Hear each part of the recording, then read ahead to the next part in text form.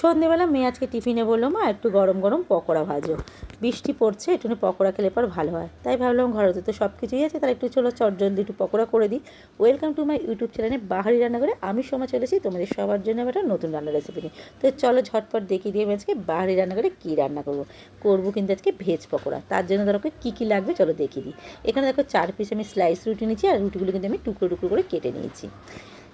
এখানে কিছুটা ক্যাপসিকাম, পেঁয়াজ আর টমেটো অল্প অল্প করেই আমি কেটেছি, মানে যতটা পরিমাণ রুটি নিয়েছি পাউরুটি সেই পরিমাণেই কিন্তু আমি সবজিটা নিয়েছি। আর এখানে কিছুটা মশলা নিয়েছি চিলি ফ্লেক্স, চিনি, সাদা তিল, চানা মশলা, নুন, আর নিয়েছি গোলমরিচের গুঁড়ো। সবগুলি কিন্তু মশলা আমি পাউরুটির মধ্যে ঢেলে দেবো। যে যেই পরিমাণেই পাউরুটি নেবে সেই পরিমাণেই কিন্তু মশলাটা দেওয়ার চেষ্টা করবে, তাহলে কিন্তু খেতে ভালো লাগবে। দিয়ে দিলাম এখানে কেটে রাখা সবজি কিন্তু আমি খুব বেশি দিইনি, তোমরা চাইলে এখানে গাজরও দিতে পারো, তবে আমি আজকে গাজর আর দিইনি।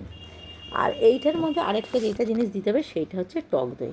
আমি কিন্তু দোকানের কেনাই টক দইটা দিয়েছি, তোমাদের যদি ঘরে পাতা টক দই থাকে তোমরা সেটা দিয়েও কিন্তু করতে পারো। এইটা যে ডোটা যে মাখবো এটা কিন্তু আমি সম্পূর্ণ টক দইটা দিয়েই মাখবো, আমি জল ইউজ করবো না। তাই জন্য যতটা পরিমাণ লেগেছে ততটা পরিমাণে কিন্তু টক দই দিয়েছি। দেখো হাত দিয়ে ভালো করে কিন্তু আমি ডোটা মেখে নিয়েছি, হাত দিয়েই মাখার চেষ্টা করবো, তাহলে ভালো করে মাখাটা হবে। এবার একটু হাতটা আমি ধুয়ে আসি, হাত দেখো পরিষ্কার করে নিয়েছি। এবার এখান থেকে অল্প অল্প করে ডো নিয়ে কিন্তু বলের মতন করে সেভ করে নেবো। এই দেখো, এই যে এইভাবে সব কটা বল আগে রেডি করে নিই আমি। দেখো সব কটা কিন্তু বল রেডি করে নিয়েছি, এখানে 8টা বল হয়েছে। আর 8টা বলের জন্য দেখো এখানে 8 টুকরো কিন্তু আমি চিজের টুকরো কিউব করে কেটে রেখেছি। এবার প্রত্যেকটা বলের মধ্যে কিন্তু আমি একটা একটা করে চিজের কিউবগুলি দিয়ে দেবো। দিয়ে কিন্তু এটা আবার একটু ভালো করে কিন্তু এটা বলটা রেডি করতে হবে। এই দেখো, এইভাবে দেখো সব কটা কিন্তু বল রেডি হয়ে গেছে। এবার চলো ভাজার পালা। এখানে দেখো আরেকটা জিনিস নিয়েছি, সেটা হচ্ছে কর্নফ্লেক্স। এই কর্নফ্লেক্সটা দিলে পর না বেশি মুচমুচে হবে। কর্নফ্লেক্সটা একটু হাত দিয়ে হালকা হালকা করে গুঁড়ো করে নেবো। তোমরা চাইলে এখানে ব্রেডের গুঁড়ো বা বিস্কুটের গুঁড়ো দিয়েও করতে পারো। দেখো আমি কর্নফ্লেক্সটা কিন্তু হালকা করে গুঁড়ো করে নিয়েছি, খুব মিহি গুঁড়ো করবে না। এইদিকে দেখো আমি গ্যাসের ওপরে কিন্তু সেই আমার ছোট্ট ফ্রাই প্যানটা বসিয়ে দিচ্ছি। এর মধ্যে দিয়ে দেবো আমি পরিমাণ মতন কিন্তু সাদা তেল দেবো। তোমরাও চেষ্টা করবে এটা সাদা তেল দিয়ে ভাজার জন্য, তাহলে খেতে ভালো হবে। আর তেল দিতে লাগবে না। এবার আমি গ্যাসটা জ্বালিয়ে দিই। গ্যাসটা জ্বালিয়ে এবার তেলটা কিন্তু গরম হতে দেবো। আর তেল কিন্তু খুব বেশি তাতালে কিন্তু হবে না, তাহলে কিন্তু পুড়ে যাবে বলসগুলো। তেলটা যতক্ষণ গরম হবে ততক্ষণ বলগুলি রেডি করে নিই কর্নফ্লেক্সের মধ্যে দিয়ে। এই যে কর্নফ্লেক্সের মধ্যে দেখো এটা ভালো করে মিশিয়ে নিচ্ছে, একটু হাত দিয়ে না একটু চেপে চেপে দিয়েছি, তাহলে বলসটার মধ্যে বেশ ভালো কর্নফ্লেক্সের গুঁড়োগুলো ভালো বসবে। এইভাবে কিন্তু সব কটা বল কিন্তু রেডি করব। আবার একটা নিলাম, এই যে এইভাবে সব কটা বল রেডি করে নেব।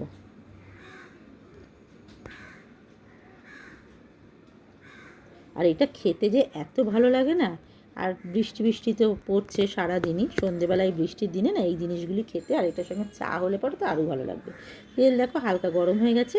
এবার আমি আস্তে আস্তে করে বলগুলি দিয়ে দেবো। খুব বেশি কিন্তু বল দেওয়া যাবে না, এখানে 4টে বল দিয়ে দিয়েছি দেখো, আর কিন্তু দেওয়া যাবে না। এবার আস্তে করে একটু খুন্তি দিয়ে আমি এপিটোপিট করে নিই।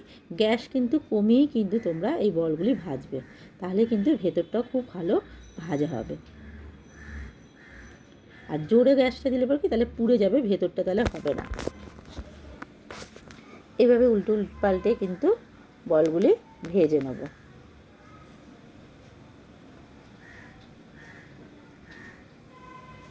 আবার একটুখানি উল্টিয়ে দিলাম। এই দেখো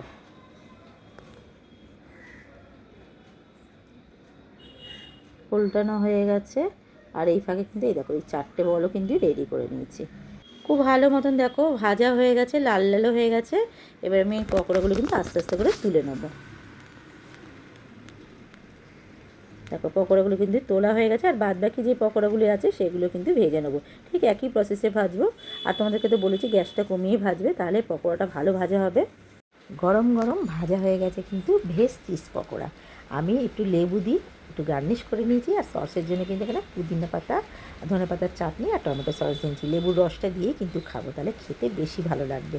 তোমরা এইভাবে একবার বাড়িতে বানিয়ে দিতে পারো। এরকম নতুন নতুন রান্নার রেসিপি পেতে গেলে পরে আমার ইউটিউব চ্যানেলটাকে সাবস্ক্রাইব করে দিও। ফেসবুক প্রোফাইলটি দেখলে পরে লাইক, শেয়ার, কমেন্ট করে অনুরোধ করলো। সাথে কিন্তু ফলো করতে ভুলো না। আবার আজ নতুন কোনো রেসিপি নিয়ে তোমাদের জন্য বাহারি রান্না করে।